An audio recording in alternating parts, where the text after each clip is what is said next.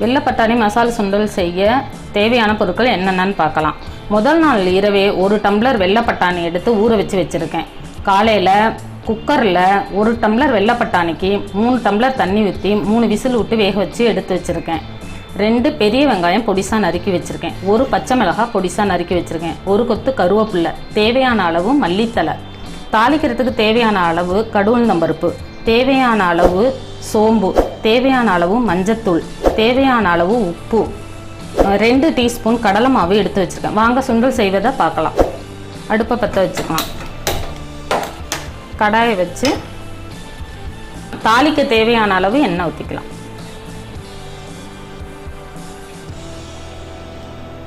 எண்ணெய் காஞ்சதுக்கப்புறம் கடுகுளுத்தம்பருப்பு, கடுகு பொரிஞ்ச பிறகு சோம்பு, கொஞ்சம் சோம்பு பொரிஞ்சோடனே வெங்காயம்,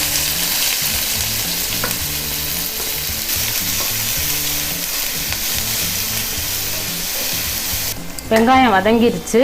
இப்போ பச்சை மிளகாய் போடலாம். பச்சை மிளகாய் வதங்கிருச்சு. இப்போ கருவேப்பிலை போடலாம். வேக வச்ச பட்டாணியை சேர்த்துக்கலாம்.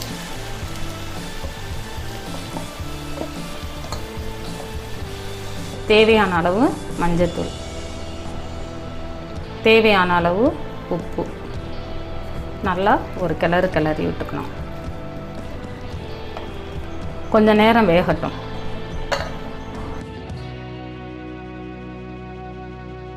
இப்போ சுண்டல் வெந்துருச்சு. கடலை மாவை நல்லா இது மாதிரி கொஞ்சம் தண்ணி ஊற்றி கரைச்சி ஊற்றிட வேண்டியதான்.